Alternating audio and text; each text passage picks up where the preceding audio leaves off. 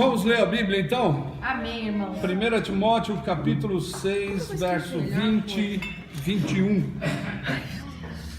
E assim nós terminamos 1 Timóteo.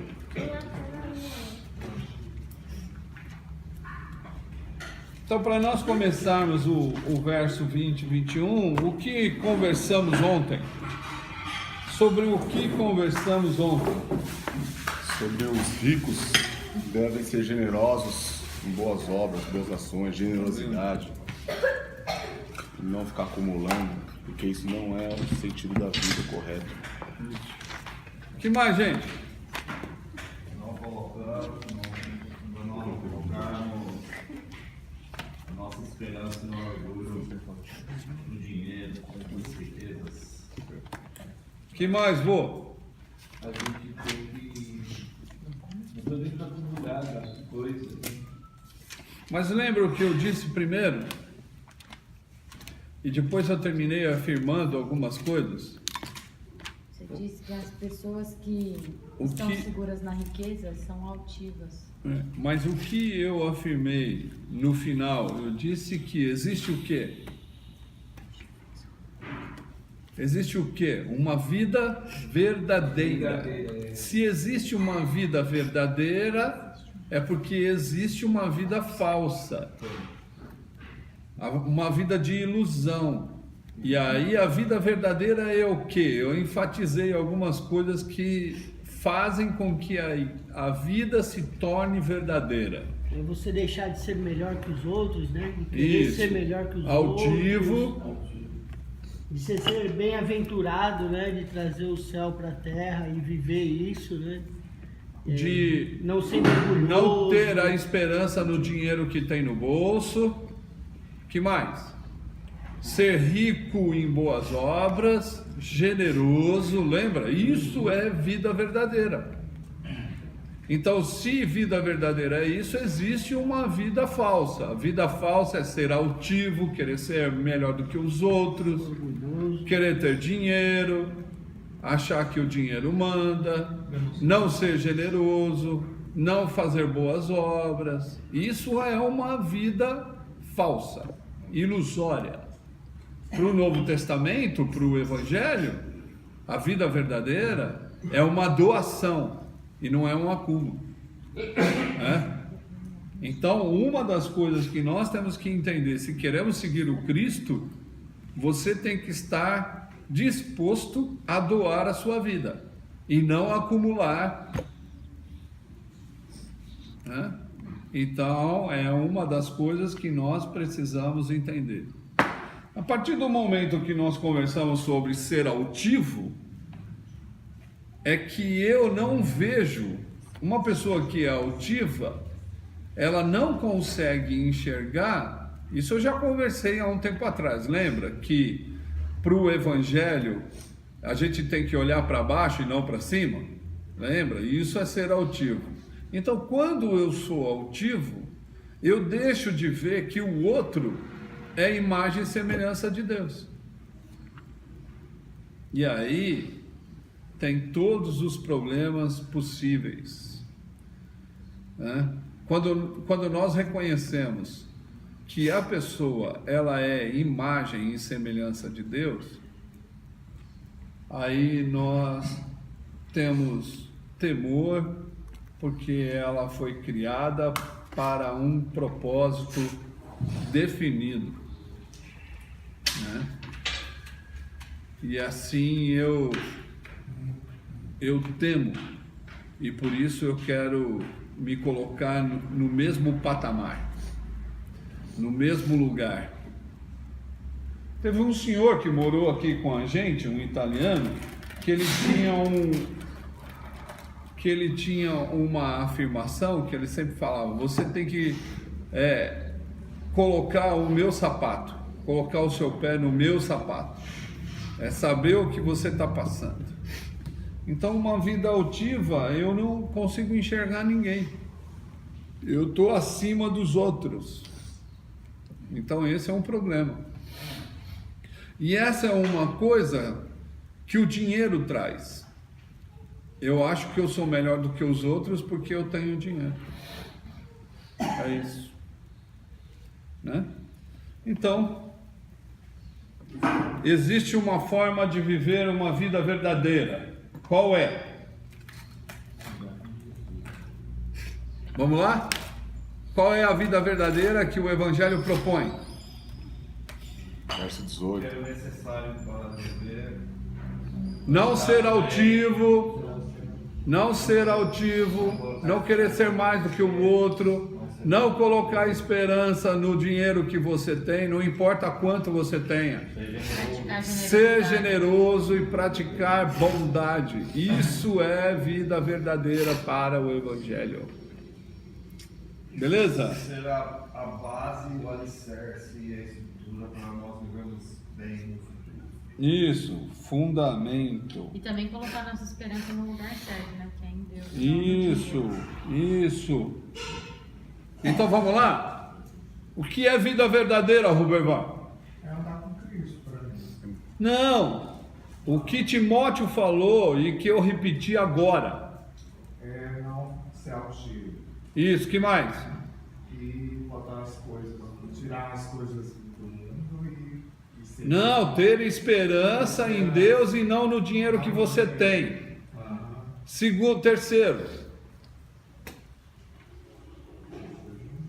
Terceiro, praticar boas obras. Vamos lá, Rubervan. Praticar boas obras, ser generoso. Isso, ser generoso. Isso vai trazer vida verdadeira. O resto é uma vida falsa. Certo? Nós precisamos aprender. O Evangelho nos dá a possibilidade de ter uma vida verdadeira. E isso nós temos que aplicar. Tá beleza? É isso. Então vamos ler o verso 20 e 21. E assim terminaremos a carta de Paulo a Timóteo. Então a Bíblia diz assim: ó Timóteo, guarda o depósito que te foi confiado, evitando as conversas vãs e profanas e as oposições da falsamente chamada ciência, a qual, professando-a, alguns se desviaram da fé. A graça seja convosco. É isso.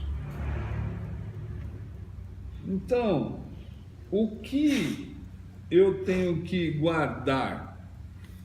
O que nós falamos agora, não ser autistas, altivos, Isso. altivos, desculpa.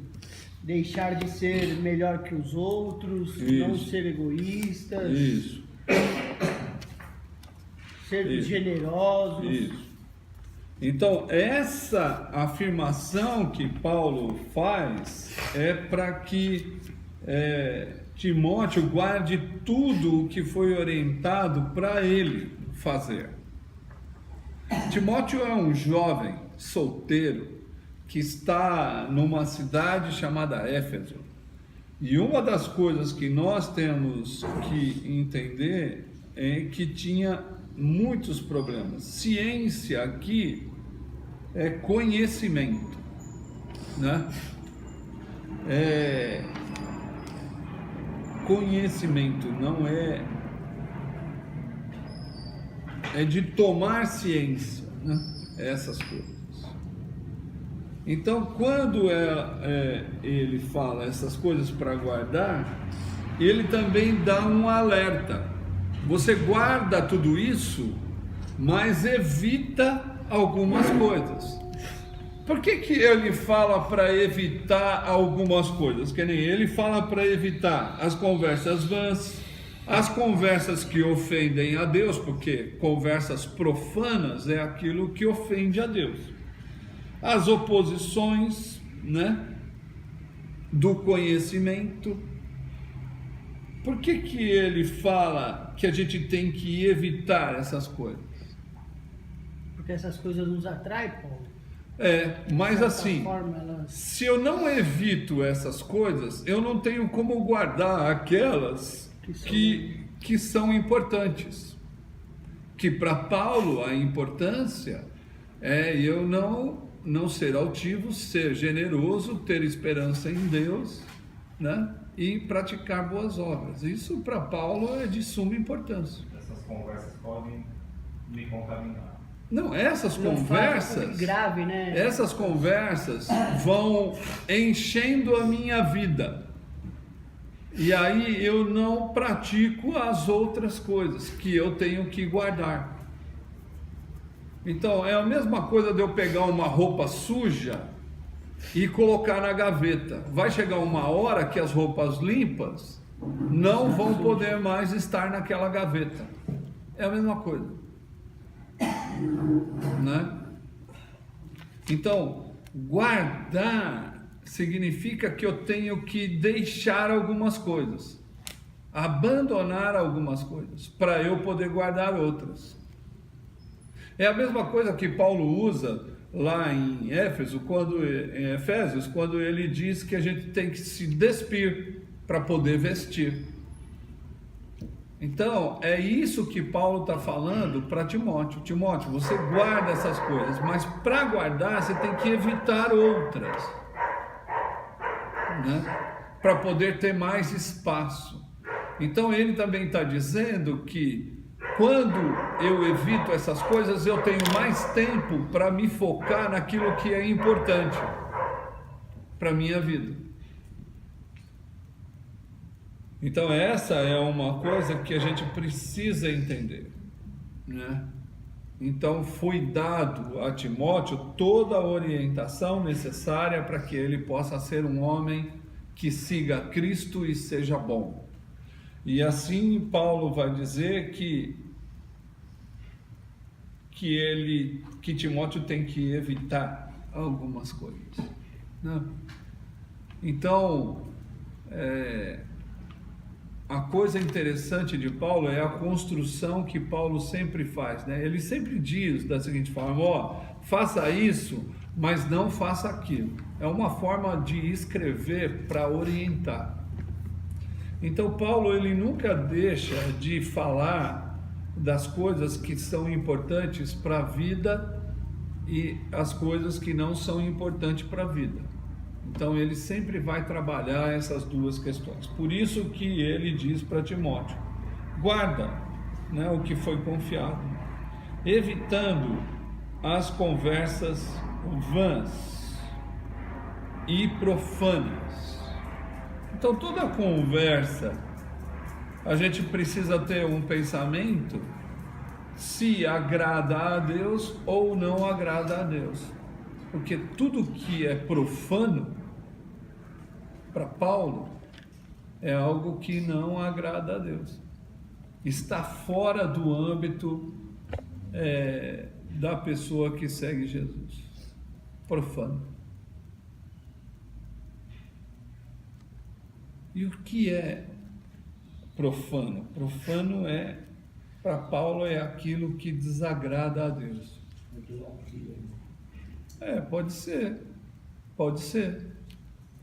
Que nem quando eu estou seguindo o Evangelho e eu sou atraído por uma outra religião ou por uma outra ciência, ou eu tenho que estar em contato com outra religião ou outra filosofia, né? Para Paulo, a vida do Cristo é suficiente.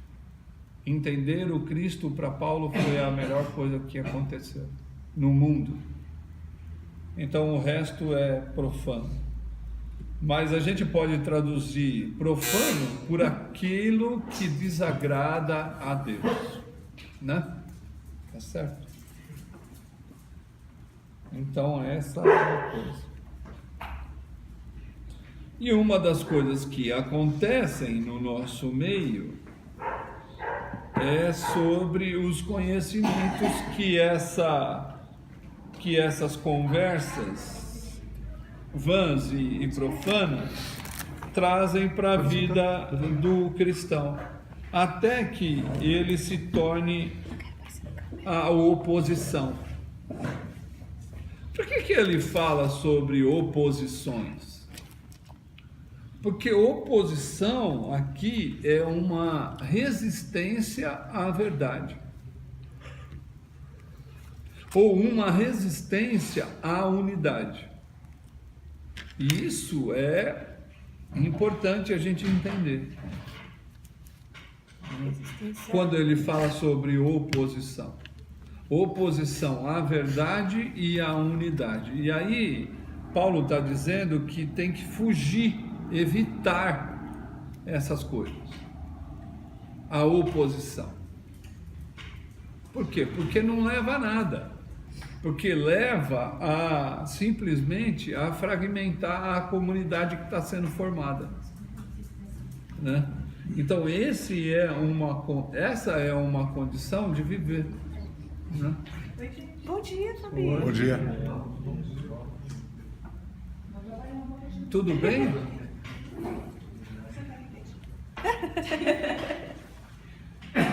Por isso que Paulo ele tem a responsabilidade e também o desejo de orientar Timóteo para que a comunidade não se divida. Porque para Paulo a igreja ela é corpo, ela é um edifício, né?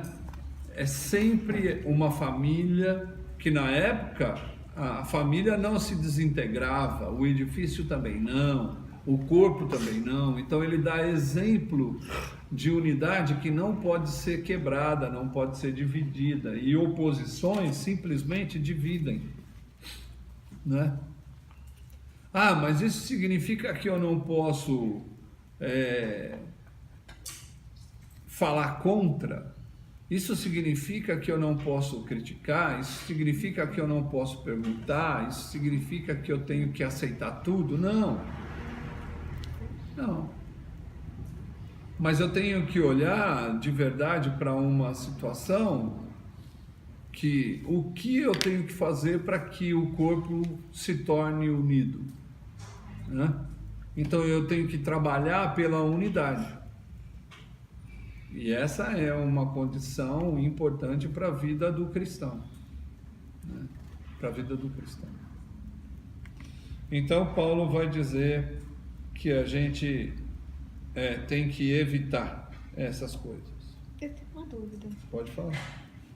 Se a gente for falar assim em relação à igreja, Papito, vou falar por mim, coisas que eu vi na igreja e não compactuei, eu comecei a ver e falei, não tá certo.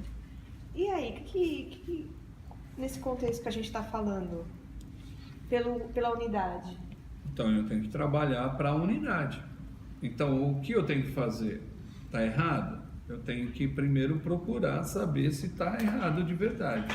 Porque onde tem gente, sempre tem coisa errada, né? Onde tem gente, sempre tem seus equívocos. Onde tem gente, sempre tem suas brigas. Onde tem gente querendo um ser maior do que o outro. Onde tem gente, tem problema, né?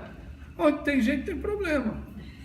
Uns vão fugir, outros vão resistir, outros vão questionar, outros vão brigar, outros vão gritar. Isso é a sociedade em si. Aqui a gente vê na nossa casa isso acontecendo. Pessoas que não concordam e não falam, mas motivam os outros a falarem. Pessoas que não concordam e falam, né?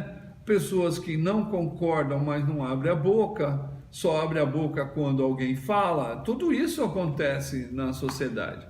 Agora, Paulo está orientando Timóteo para que ele não caia nisso, para que ele seja verdadeiro, né? Porque isso vai trazer só desunião. E aí tem um livrinho que você deveria de ler, né? Que chama A Vida Comunitária, do Dietrich Bonhoeffer. É um livro fininho, que ele fala sobre a dinâmica que destrói... Nossa, a dinâmica... Legal, mostra aí. a dinâmica que destrói qualquer comunidade.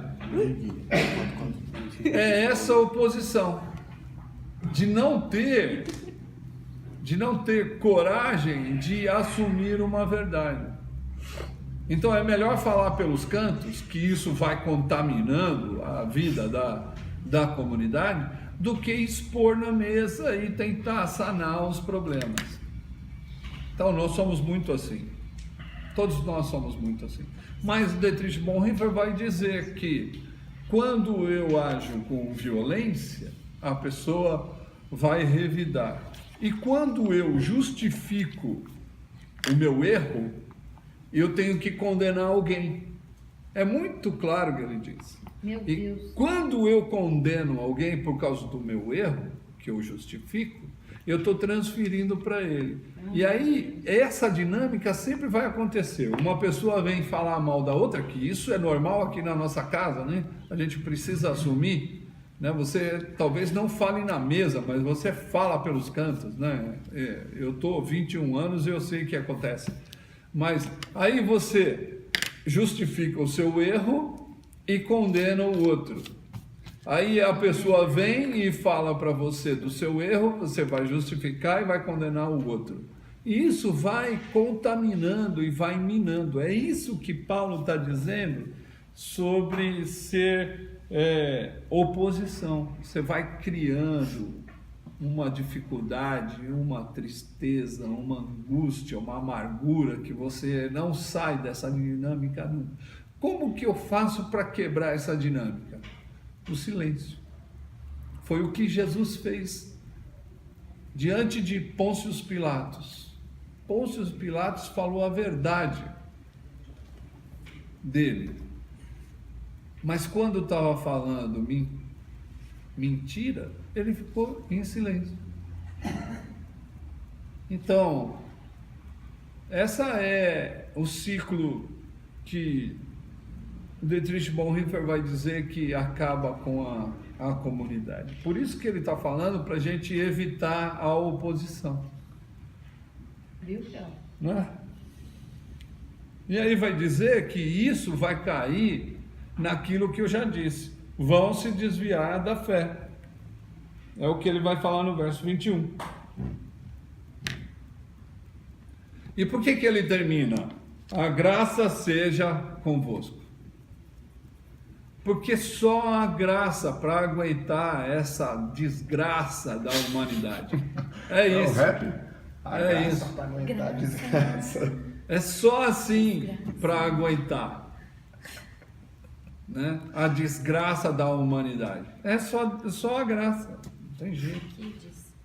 Aí tem várias definições sobre graça, né? Que a gente poderia falar. Mas a maior que é usada assim, é o dom imerecido. Pô, cara, não fala nada isso. É o presente que eu não mereço. Não fala nada. Não fala nada. Né? Não fala absolutamente nada. Mas a graça é essa coisa de você ir àquele que não merece. Isso é graça. Quando você vai e ama a pessoa que não merece, isso é graça.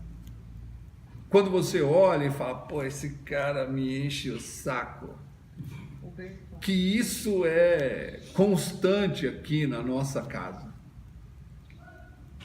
E aí a gente fala, não, mas eu tenho que ainda amar esse cara. Eu tenho que cuidar dele, eu tenho que fazer alguma coisa a favor dele, apesar dele ser essa desgraça que ele é. Entendeu?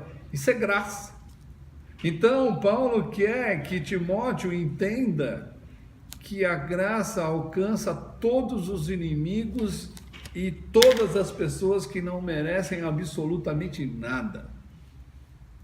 Então, o que Paulo está dizendo? Olha, evita tudo isso, mas não desiste.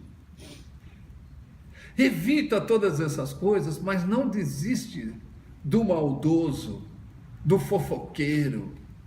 Não desiste, porque Deus, Ele não desistiu dos seus inimigos. É isso. Graça é essa parada.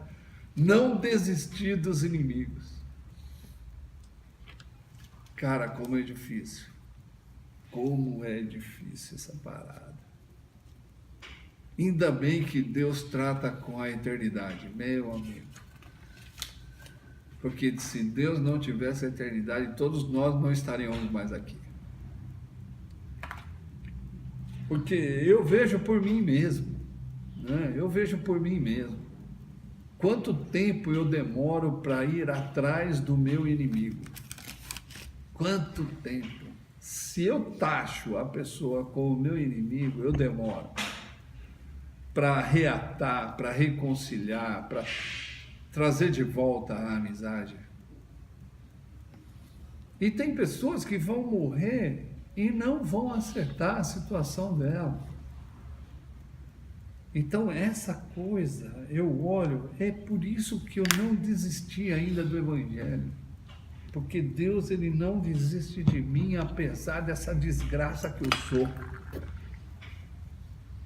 E é essa coisa que Paulo quer que Timóteo entenda.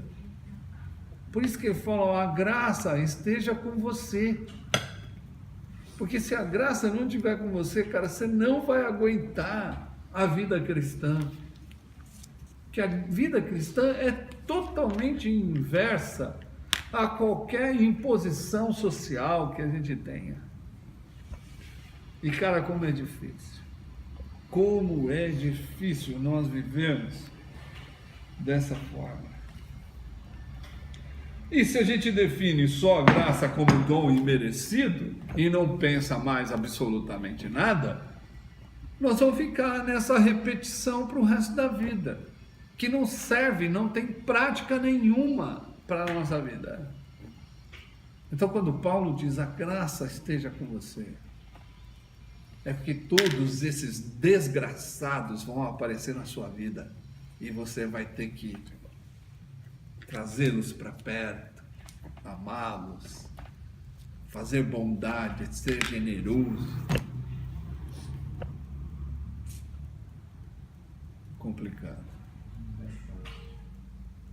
Mas não é impossível. Com a graça tudo é possível. Então, por isso que Paulo termina a sua carta dizendo: a graça esteja com você, Timóteo. Você vai precisar muito. Paulo, a graça seria entender que eu sou Um bosta. um bosta Isso. e Deus não desiste de mim. Isso. E sempre eu lembrando disso vai me ajudar a caminhar Isso. igual Jesus Cristo caminhou, Isso. não desistindo das pessoas. Isso. Mas é difícil, não? A gente sempre tem pessoas